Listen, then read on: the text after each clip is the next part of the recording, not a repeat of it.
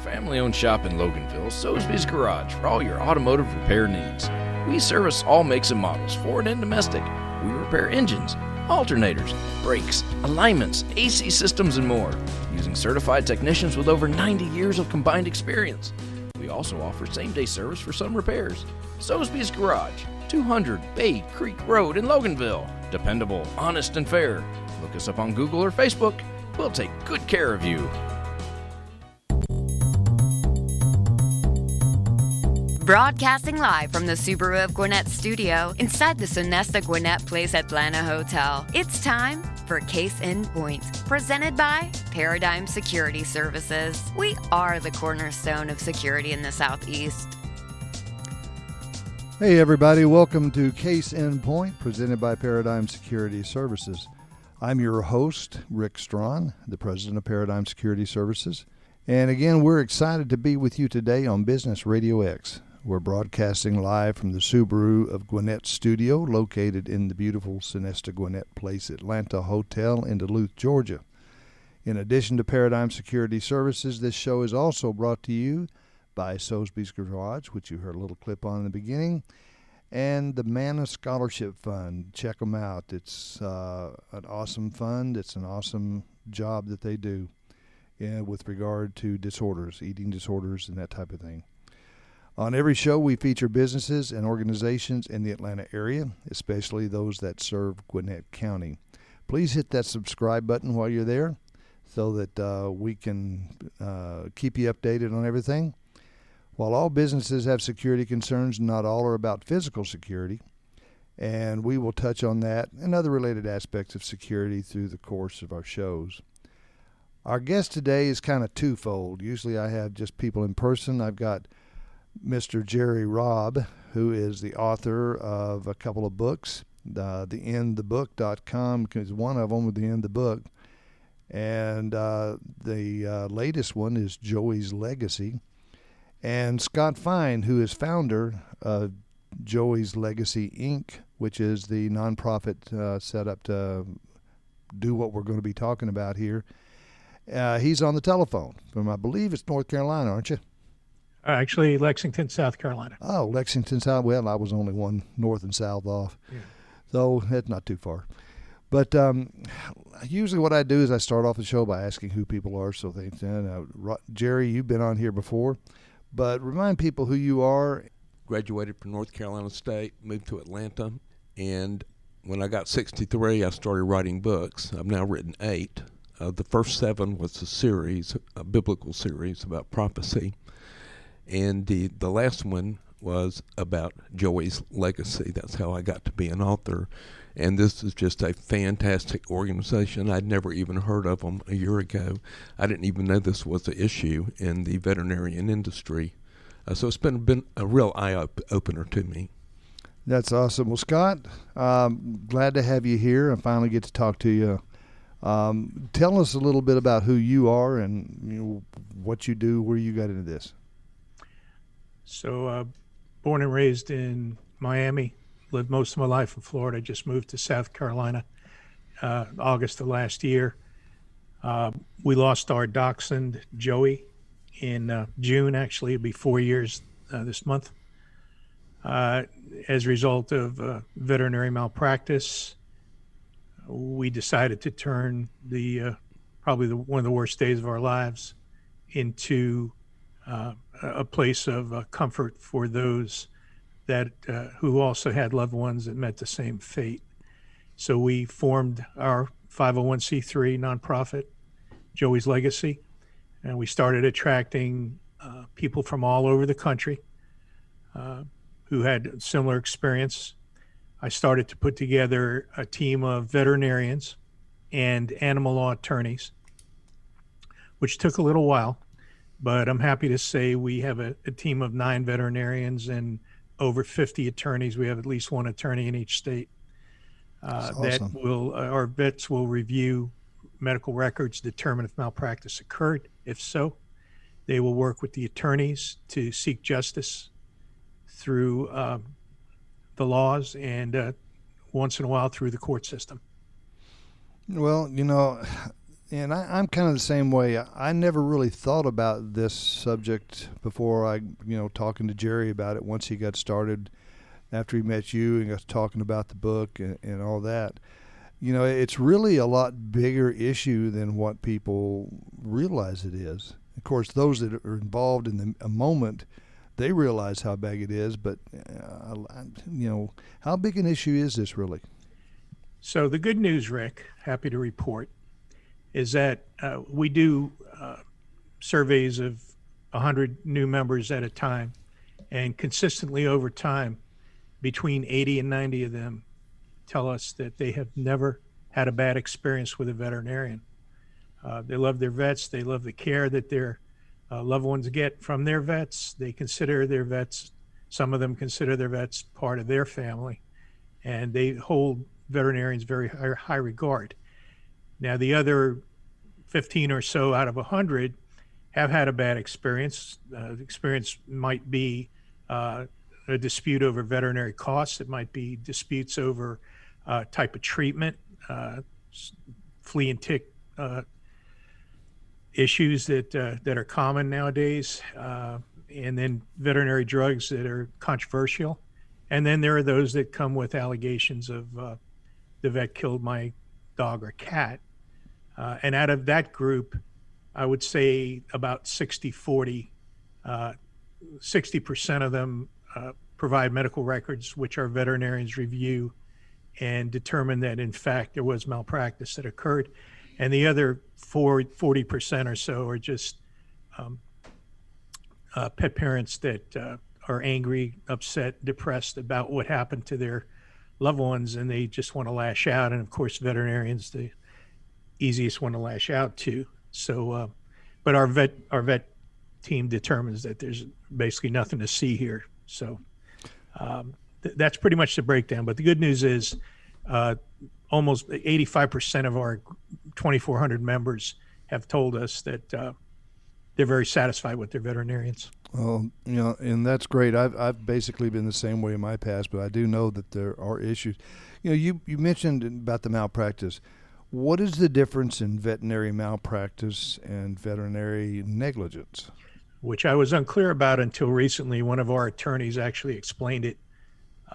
So veterinary negligence would be a very simple situation where perhaps the patient is in the room on the table being treated, and perhaps they jump off the table, there's a window, they jump out the window, get hit by a car.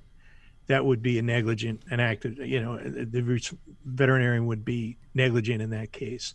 The malpractice is the actual, they went to do a spay or a neuter, they accidentally cut some blood vessels, or they removed the wrong organ during a surgery or something along those lines, where their hands are actually on the patient. So that's the general difference.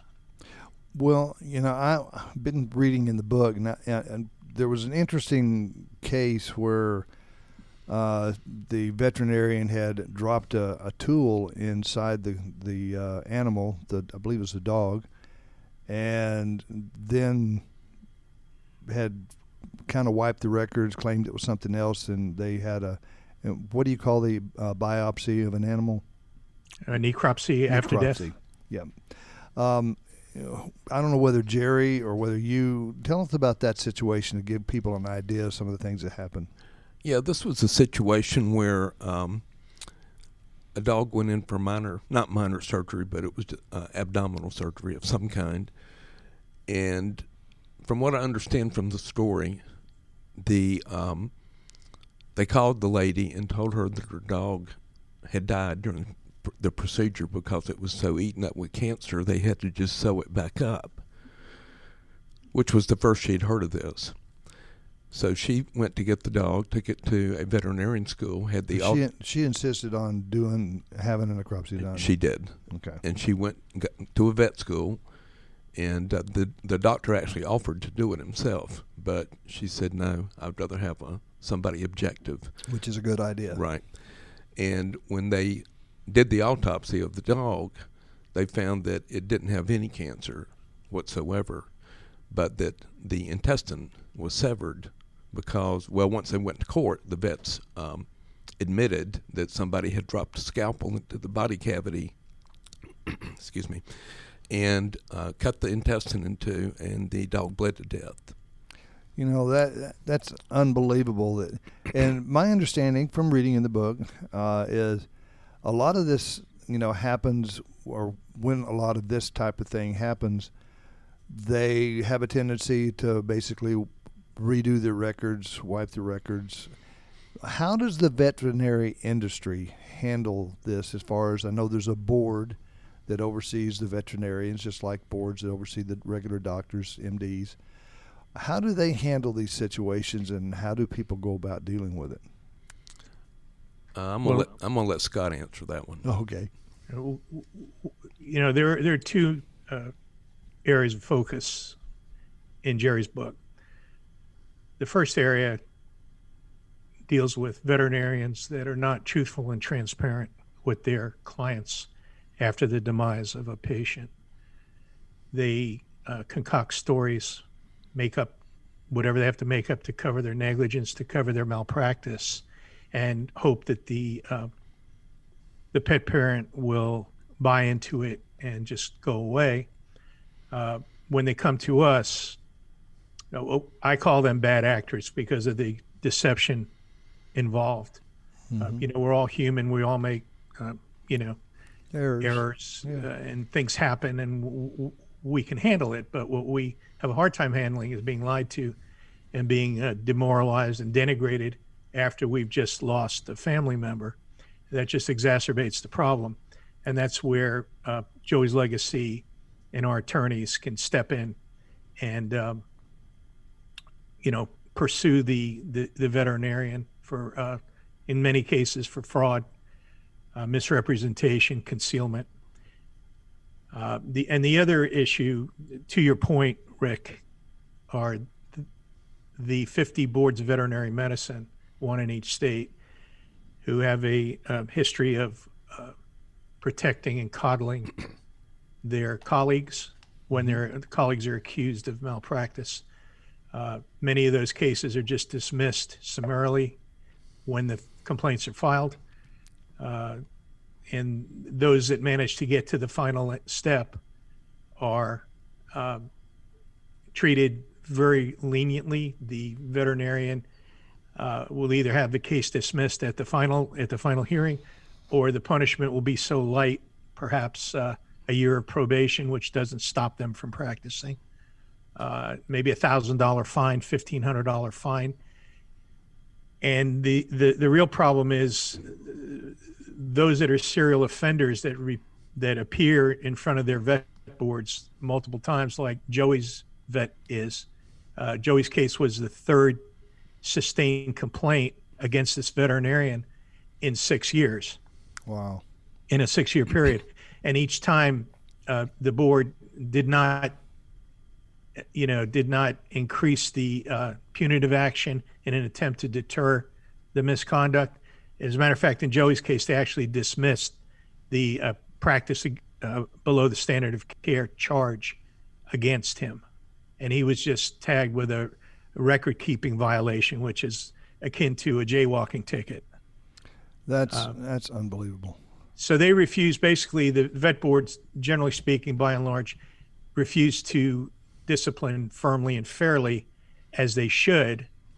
And if they did, a lot of Jerry, between the deception by the practitioner when something goes wrong and the problem with the vet boards, there would be no Jerry's book. Jerry wouldn't have a book to write. That's basically it right there.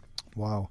I know that, when they go through this and they do the slap on the wrist and stuff, my guess is that's kind of because a lot of people, these people don't seem to understand that, pets to people are their family. They literally Absolutely. are their family. Always. And it's like there's a lot of people out here that have never had kids, that they have pets, that those are their kids. Exactly. And the grief is very similar to that, the reality of it.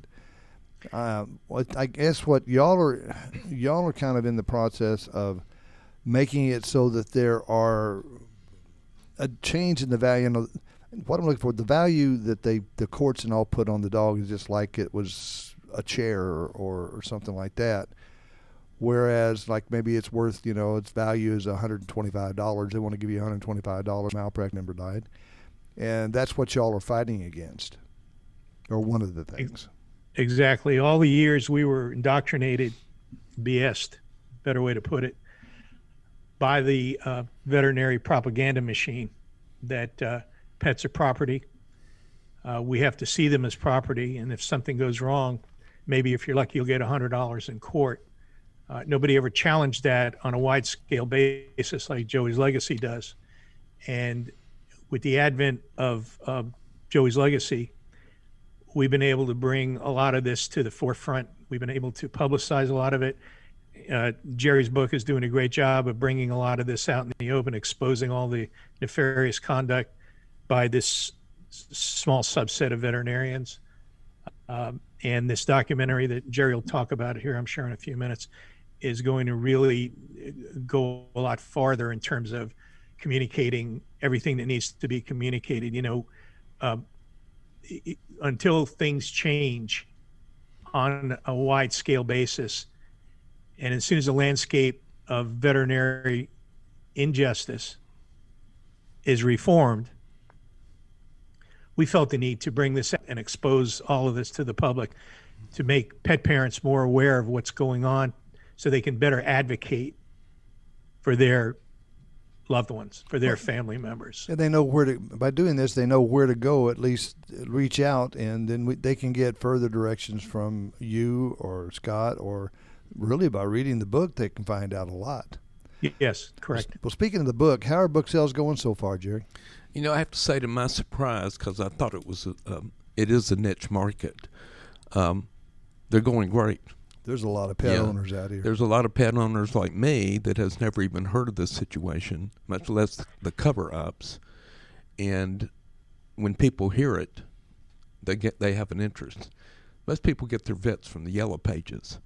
And Scott's done a great job of helping people find vets in their states. And I think just from the publicity of this book, I'm not sure if I gave you a copy, but I did. You did. From the stories I've heard, they're just extremely tragic. And I can see how, well, I can't say I really can't relate to it. I've had a great veterinarian my entire life. But you can understand it. Yeah, but now that I've read these stories, I didn't think there would be enough to make a book. I thought the book would be like 150 pages. Well, it's not. Yeah, it's 300, and I'm writing volume 2. So I hear you. Yeah. Well, you mentioned something about documentaries. So tell us about the 1 Hour Joey's Legacy documentary that is being produced, or that you're looking to get produced. Yes, I contacted a gentleman in Fort Myers, Florida, John Bafar. He's won 9 Emmys for documentaries that's been on History Channel and PBS. I contacted him a few months ago to see if he'd be interested in doing a documentary about this, because people really do need to know that this is going on.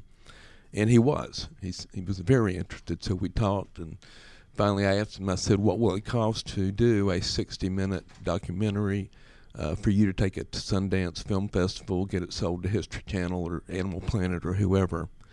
And he gave us a budget of $100,000. In the last 4 weeks, we've raised about $23,000, and we now had a philanthropic group give us $1,000 this past week. Awesome. So we're trying our best to get to $100,000, and the producer of this film has told me that if we get close to it, he probably can help us find investors for the rest. Well, you will be getting my donation real soon. Thank you. So, and I'd suggest, recommend that, when people check this out, look at it. And I know that Mike is going to include a couple of links to be able to make donations online when this comes out. People look at it and then they check out and listen to it. There are a couple of links that are going to come out on Facebook and LinkedIn and all that people can take a look at and see if it's something they might want to do. How did you actually find Bafar? The same guy that introduced me to Scott. I've never met him, but he lives in Fort Myers. Scott lived in Fort Myers, and over the years, he's read all my books and my book series, and he's called me a few times. We became friends and Facebook friends. And when I finished the series, I was looking for a movie, so he introduced me to a friend of his, John Buffar. And we talked on the phone, and that was about a year ago. Then the virus hit, and all filming stopped. Yep. Everything stopped. But that's how I met him, and some things God makes happen. Oh, absolutely. Again, speaking of books, I hope you managed to figure out how to get. I think the other books, the end of the book, I think that would be an awesome Netflix series. I've been talking to a film producer for a year about that, and I'm supposed to hear something in July about whether it's a go or no go, but he's telling me that it's going to be a go, so we'll see. That would be an awesome thing to sit there and go through 7 seasons, so to speak, for the 7 books, and then you could have 100 episode seasons in that thing. It's and exciting. Not cover all of it. Yeah, it is exciting. But getting back to Joey's legacy, this is something that really touches the heart of a lot of people. And I think it's my belief that people that may not have had these issues can certainly understand what, if it happened to them, what it would be like. And it may even bring to light some things that people start wondering when they've been given information about what happened to their pet. I've heard so many people that say we went in for something and then just out of the blue it didn't make it, whether it be anesthesia or just something all of a sudden caused. And it's just hard to believe that all of them are just natural occurrences. It is, and this is a great cause. It's a great cause because it doesn't matter if you're a Democrat or Republican, conservative, Exactly. liberal, atheist, Catholic. It doesn't matter. Everybody loves little animals. They're fur babies. 77% of Americans have at least one pet, and about 60% have 2 or more. Yeah, I was reading that in the book when it was talking about the number of people that actually have pets. That's a lot of families. That's a lot of families, and a lot of pets. I think when these people find out what's going on in the industry, they'll want to help out, and that's what Joey's legacy is trying to do: is educate as many as possible about what's going on, and don't necessarily take the veterinarian's word for it. Well, looking at the documentary itself, we obviously know the purpose, but what is the plan for the legacy documentary? And have you got a couple of links that you can spit out? I didn't ask you to write them down. That might be make donations. I'm sure Scott could probably help here. Well, the best link, the easiest link for people to do is go to Joey's Legacy, no apostrophe in that. That's joeyslegacy.org/donate. And then they can go in, and the reason they're donating, they can put in documentary, and then we'll know where that goes into the fund. We have a separate account for this documentary. And then I sent you a link. It's too long to quote out here. I know that's right. Yeah, but you're gonna. I guess you're gonna post it. We're gonna post it. It also tells the story of Joey and how this all started. Well, see, I think that's probably even more as important as the other stuff is actually reading the story of Joey, because Scott really puts it out there. I mean, you can read the heart and soul that went into what you, Scott, went through, and as a part of your family was taken. Absolutely. Part of that story, I'll just mention real quick here. The drug that was given to Joey, which was contraindicated, not known at the time that it was contraindicated because no labs were done, even though it was requested. That shot of that drug was $92. The labs that I requested was $99. So, for the same amount of money, we could have determined the cause of his illness, his problem at the time with labs. We could have given him some renal friendly drugs rather than a drug that's known to be detrimental, harmful to the kidneys. And after he got that drug 2 days later, we had to euthanize him because he wasn't able to breathe. And what did they tell you was why he died? I'm sorry, what did they tell me? What did they tell you Joey died from? The veterinarian. He was given a contraindicated drug, so it would be the same as anaphylactic shock in human beings. Well, I mean, that's what they told you that he died from, or did they tell you he died from something else? No, his kidneys were failing at the time, presumably because of the drug that he should not have received. Had he received renal-friendly drugs, they could have cleared up the infection. More likely than not, to be fair. Mm-hmm. They could have cleared, according to 3 other independent veterinarians that reviewed his records, they could have, if they had given him different meds, they could have just more likely than not cleared up his kidney infection. And he would have at least survived that experience. Now, he was 12 at the time. If he was, he would be 16 this year if he were still alive. But he would have survived that veterinary visit. So I guess that's really the thing. You could have gone through that, dealt with the fact that, they gave him that drug and it reacted and all that. But it's the turmoil you go through with the after effects, as far as knowing that it would have been something else. That what you requested, especially if he'd have done that, your pet would have survived.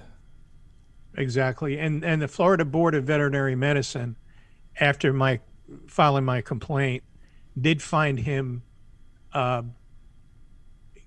did charge him rather with 3 counts of practice below the standard of care, including giving him that contraindicated drug, failing to perform labs, and not addressing his vomiting issue. Having said that, at the final hearing, which we were at, he went up and stood in front of the board and literally wept like a child, begging the board to allow him to keep his license. Basically, for the 3rd time in 6 years, they bought into it and they dismissed those 3 charges of practice below the standard of care. That's amazing. So a year and a half of seeking justice, essentially all for naught. Well, I'm glad to see that you have brought together such a coalition of people, that these stories are getting out, and that you've actually got all of these, you got veterinarians that are actually working with you, and you've managed to get these attorneys that are they doing it basically pro bono, or? We have a few that'll work pro bono. They all work at deeply discounted. Some will do it on a contingency basis, so no fee, no damages awarded, or no recovery. They don't take a fee of any kind. They're all animal advocates.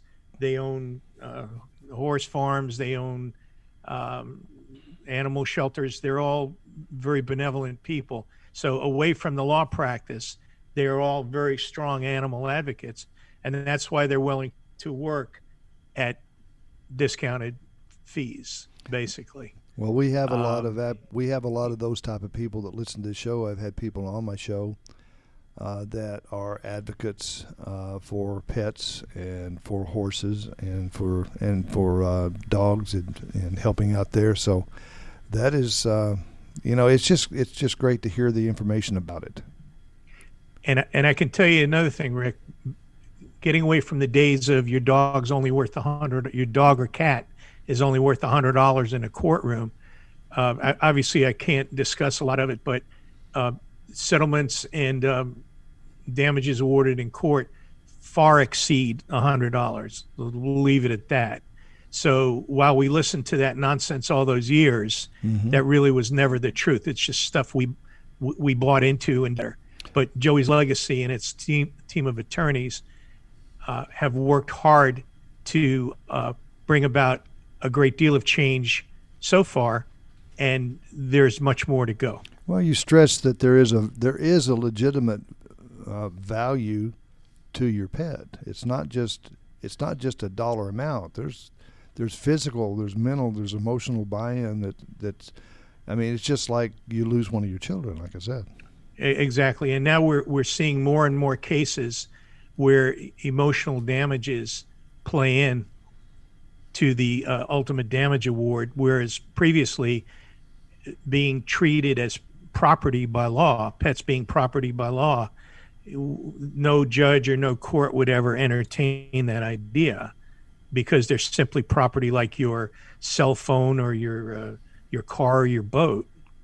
But these family members have heartbeats, they feel things, they fear things like humans. Well, they love you.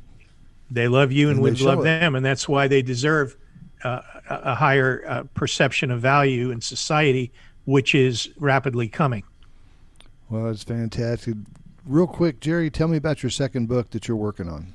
The second book I'm working on right now is Joey's Legacy, Volume 2, primarily because I got so many stories from Volume 1, it was going to be 600 or 700 pages. So we decided to do a Volume 2, and I'm hoping it'll be out in July. I'm not sure I'm going to make it or not. I've had a few issues, and Scott's had some issues, and Scott got the virus, unfortunately. Yep, he and got the COVID. He did, and he almost died. We didn't know if he was going to make it or not, a lot of us. But somehow he kept everything going, and people jumped in, and he's had a remarkable recovery. And I'm just so glad, because if it wasn't for him, really none of this would be happening. Well, and I think Scott will agree, it was God's hand on that one. Amen. So, well, guys, I'm going to have to wrap it up. I could go on for another hour talking about this subject, because there's really so much out there, and it's really a bigger issue, I think, than people realize, that, you know, especially with the way people feel about their pets. Like you say, the important thing is, you know, things happen, accidents happen. Just don't, you know, just tell the truth, be honest about it and upfront about it, and offer to make amends. It's really, I guess, what it boils down to. Yes. So exactly. Now, once again, how do people get in touch with y'all? As far as, I don't know if any of you want to have your personal emails out there, but I know that throw whatever emails out here, and that address for the donations again for me. Yeah, the address for the donations is joeyslegacy.org/donate. Thank you. All right, guys. Everybody, I appreciate it very much. Thank you for joining us on Case in Point, presented by Paradigm Security Services, and in part by Soulsby's Garage and Managed Scholarship Fund. Be sure to join us for the live broadcast every other Wednesday at 11:30 a.m. here on Business RadioX. If you miss the live broadcast, no worries. You can enjoy the show anytime you want by visiting businessradiox.com, selecting the Gwinnett station or Gwinnett studio, and then clicking on Case in Point. The program is also available on iTunes, iHeartRadio, Spotify, or really wherever you enjoy your favorite podcasts. Please be sure to subscribe to Case in Point for me. Hit that subscribe button so you don't miss any of our future episodes. For my guests, Jerry Robb and Scott Fine, and our producers, Mike and Amanda, I'm Rick Strawn. And remember, at Paradigm Security Services, we cover more than just your assets.